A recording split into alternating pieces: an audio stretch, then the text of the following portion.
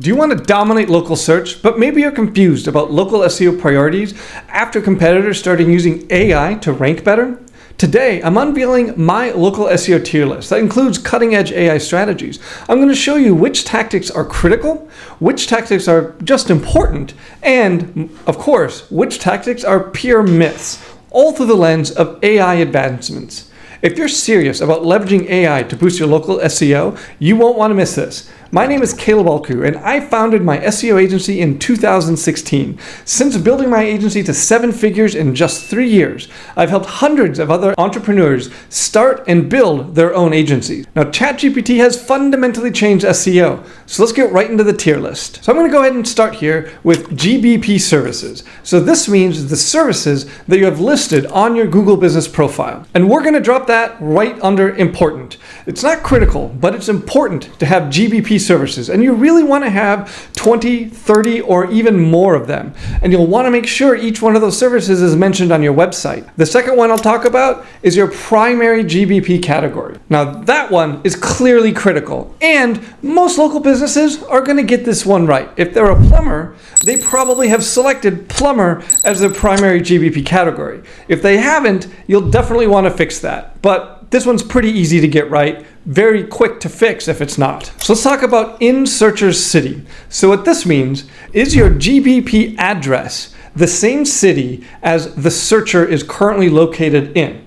Not exactly the same as geographic distance, more just the same city, okay? And this is important. In my experience, it's very, very difficult to rank a GBP in a city that's different from the one that's in that GBP's address. So if your GBP is in a suburb of Chicago and you want to rank in the city of Chicago itself, that's going to be very, very difficult unless the competition is almost non-existent. So I'm putting this in important, but honestly, this could very easily be considered critical. You really need to target the city that your GBP is in.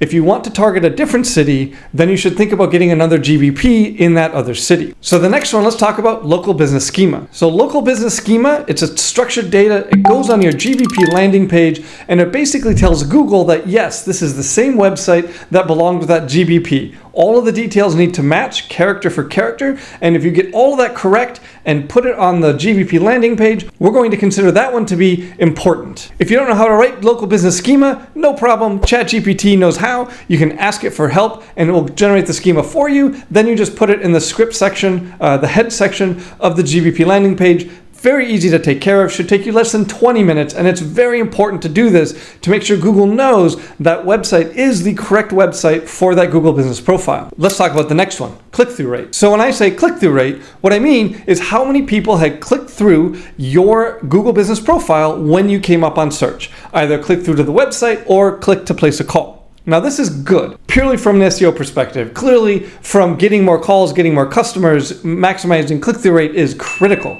But from a pure SEO perspective, we know that it's good. A higher click-through rate means that Google is likely to rank you higher and higher.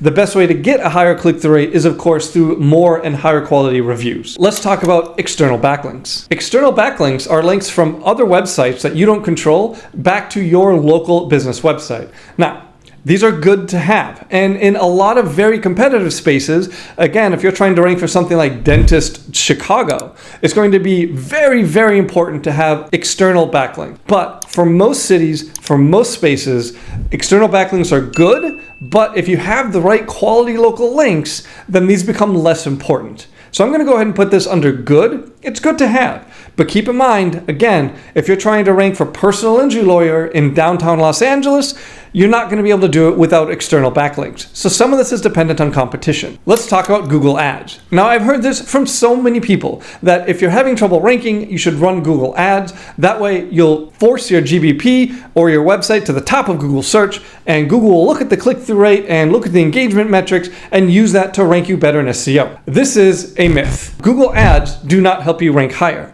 and ranking higher will not help you in Google Ads. These are two very different parts of Google's algorithm and how it works. And as far as I'm aware, and as far as I've seen, there's no interaction between the two of them. Google Ads helping you rank in local SEO is a myth. So let's talk about social signals. Now, when I say social signals, what I mean is your website, your domain, getting a link from a Facebook post. So say you posted something on Facebook and it includes a link to your GBP landing page. That would be a social signal. Same thing if you did it on X or any other number of social platforms. Now, this can be helpful for a variety of reasons, but from a pure SEO, pure ranking standpoint, in my experience, social signals can help you get your GBP verified if it isn't yet. It can help lift it from suspension if you got suspended. It can help new pages get indexed if you're struggling with that. But social signals on their own do very, very little for actual rank position. So I'm going to go ahead and put social signals in myth. Okay, so our next topic, pages for secondary GBP categories. So Google allows you to have up to 10 categories on your GBP. Most of the time when we get a new client, they have one category, just their primary category. So one of the first things we're going to do is add secondary categories, as long as, of course, they're relevant to the services they provide and to that primary category. Then, once we've added these secondary categories, we're going to go and create a new URL on that website for each of the secondary categories. It is very important to do that. We want to use those additional pages for additional content to create topical relevance, to create comprehensiveness, make sure we have content talking about every facet of that primary category. And this will help you rank, just improving your website structure by adding pages dedicated to each of your secondary categories. So this one, I'm going to put in important. Let's talk about your sitemap. So your sitemap is basically a document that tells Google where all of the URLs you want it to index are.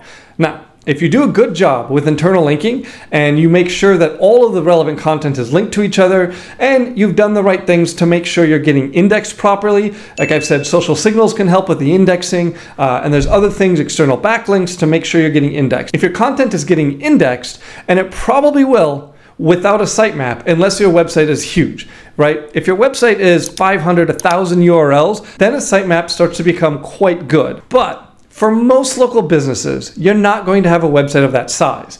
And if your website has 40 or 50 URLs, as long as they're all linked together in a good way, Google can crawl your website and find all of those pages. So you don't actually need a sitemap for most small websites. So for that reason, I'm going to put sitemap into myth. And when I say small websites, I mean websites that are fewer than 50 to 100 URLs. Secondary GBP categories. You can probably guess where this one is going to go, because that's where I put the pages for secondary GBP categories.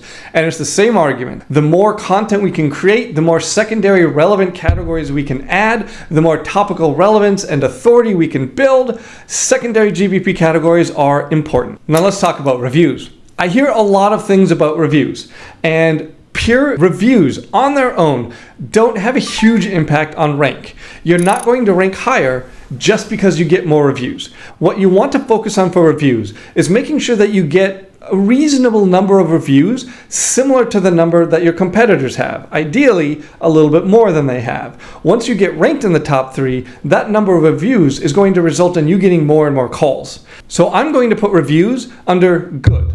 And because again, I'm purely talking about ranking here.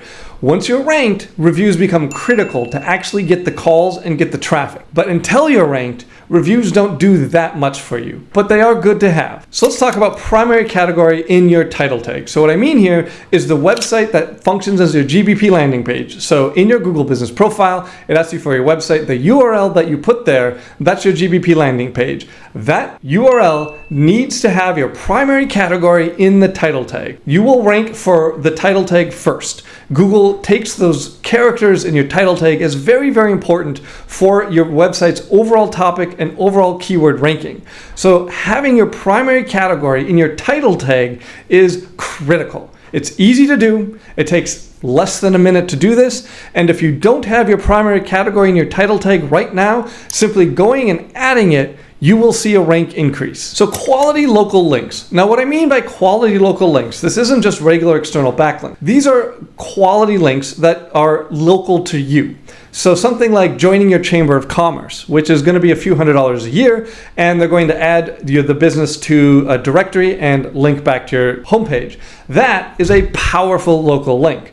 Okay, sponsoring a youth sports association where you're going to get a link from that local youth organization's website back to your domain, that is a powerful local link. You won't rank with 0 links unless you're in a very small town or there's essentially no competition.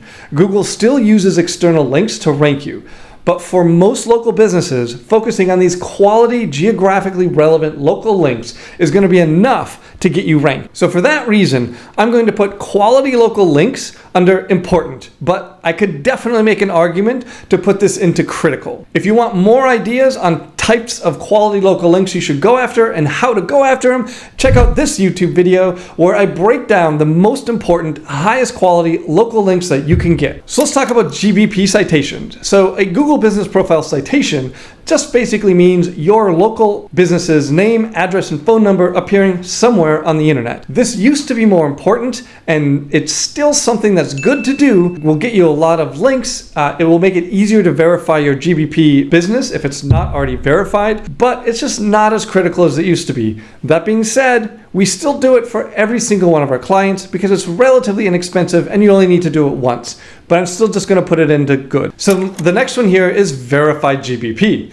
I think we all know where this is going to go. Something like 60 to 70% of local search traffic goes to the top 3 results of the maps. In a search where there is a Google Map result, 60 to 70% of the traffic, of the clicks, of the calls, go to one of those 3 results in the map. Those 3 results are not your website. They are your Google Business Profile. If you don't have a verified GBP, you can't show up there. It's just like if you aren't indexed on Google, you can't show up on Google search. So verified GBP, critical to have that done. And with Google making its recent push toward video verification, I've heard from a lot of people that they're struggling with this. Make sure you subscribe and turn on notifications to my channel here. I have a video coming out soon where I break down exactly how to get your new GBP video verified successfully. All right, our next one is distance to searcher.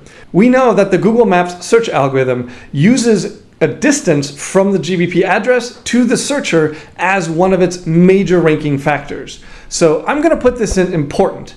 Now, what we do as local search SEOs is we try to expand the radius that the GBP is ranking in the top 3 for. It's very easy to get to rank in the top 3 if you're standing in the business's lobby, right? If you're standing at that address and search for the primary category, you should be ranking in the top 3. But our real goal is to rank in the top 3 if we're 1 mile, 5 miles, 10 miles, 20 miles away from the GBP address. So that's really what we're trying to do in local search, is rank in the top 3 farther and farther and farther away from the GBP address. All right, primary city in the title tag. This is just like the primary category. Most of the people who are searching for your services are going to search for primary category, primary city, or primary category near me, such as plumber Los Angeles or plumber near me. Those are the most common local searches. And as I said, you will rank first for words that are in your title tag. So your primary city needs to be in your title tag. This is critical. And it just takes a couple of minutes to do this and get it right. Make sure your primary category and primary city are in your title tag. Let's talk about missed call rate. Over the years, I have seen that GBPs will rank in the top 3 initially and then either stay there or drop out of the top 3. And the difference is how well they're doing answering their calls. And this makes sense if you think about it from Google's perspective. Google is giving that GBP calls by putting it in the top 3. And it is a bad user experience if Google is putting your business in the top 3, people are calling and you're not answering. That's a bad experience for that user. And Google exists to give its users good experiences. So if you do manage to break into the top 3, but then don't answer your phone, you're not going to stay in the top 3 for long. Google's going to drop you down and then you're going to have to work to get back up into it, okay? So when you get calls, you must answer them. This is very important to do if you want to keep that ranking.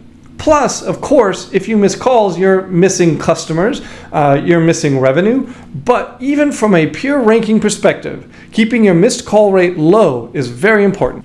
So let's talk about geotagging images. So geotagging images is when you take images that you're going to upload to your GBP and you tag them with the latitude, longitude that matches your GBP address. This is something that we do, okay? And I've heard from a lot of professional SEOs that this is a waste of time. You can upload the image and then you can re-download it, and all of that tagging, all of those attributes have been removed. But that doesn't mean Google wasn't paying attention when you initially uploaded them. So we still geotag images. If it takes a couple of minutes and there's a slight benefit, I'm gonna have my team do it. I struggled with this one because I don't really want to call it good, but I don't really want to call it a myth. So I'm going to straddle the line. If you have a quick and easy way to geotag images, then go ahead and do it before you upload it. If you don't, and you have to spend a couple of hours trying to figure out how to do this or what tool to use, then skip it. All right, let's talk about your service area. So this is the service area that you enter in your Google Business Profile. Now, I would highly encourage you to make sure you're entering a service area because you want your GBP to be completely filled out. However, that service area, to the best of what I can see, is essentially not used to determine your local ranking, okay? So I'm going to put service area in myth. You still want to fill it out, but don't spend a lot of time on this. So your website structure. So this is your local website. And what I mean by website structure is how you've structured your GBP primary category, your GBP secondary categories, your GBP services, all of the different locations. Are you going to talk about neighborhoods, how you've overall structured your website and the different silos. And I would say this is important to do correctly.